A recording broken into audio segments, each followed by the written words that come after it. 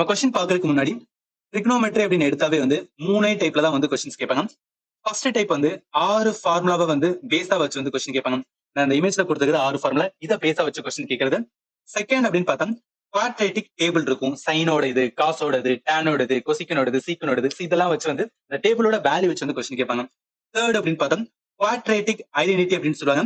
R வந்து என்னன்னா கோ function identity. இந்த மூணு டைப்ல தான் வந்து ட்ரிக்னாமெட்ரியோட கொஸ்டின்ஸ் வந்து அடங்கும். நான் எதுக்கு ஃபர்ஸ்டே சொல்றேன், ஒவ்வொரு கொஸ்டினும் பார்க்கும்போது அந்த கொஸ்டின் எந்த டைப் அப்படின்னு நான் சொல்லுவேன். அந்த டைப்புக்கு ஏத்தாப்புல நீங்க வந்து ப்ரிப்பேர் பண்ணும்போது உங்களுக்கு நல்லாவே யூஸ்ஃபுல்லா இருக்கும். அதுக்காக தான் சொல்றேன்.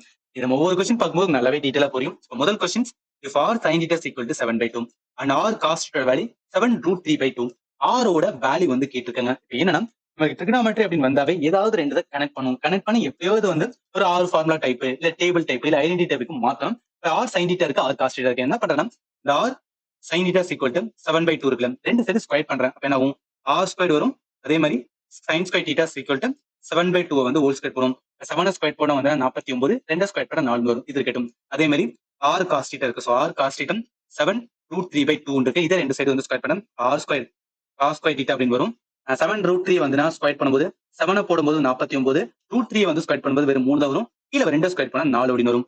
49 இன்டு 3 போட்டோம் 147 டிவைட் பை 4 இருக்கும். என்ன பண்றேன்னா ஆர் ஸ்கொயர் சைன் தீட்டாவையும் R square cos theta add பண்றேன். ஆட் பண்ணாகும் R square sine square theta இருக்கு. அதே மாதிரி R square cos square theta இருக்கு. இந்த வேல்யூ பார்த்தோம்னா 49 பை வந்து 4 இருந்தது. பிளஸ் வந்து 147/4 இருக்கு. நல்லா பாருங்களேன், ஆர் ஸ்கொயர் வந்து ரெண்டுல காமனா இருக்குல்ல. அப்ப என்னன்னா ஆர் ஸ்கொயர் வெளியே எடுத்துறேன். Sine square theta plus cos square theta.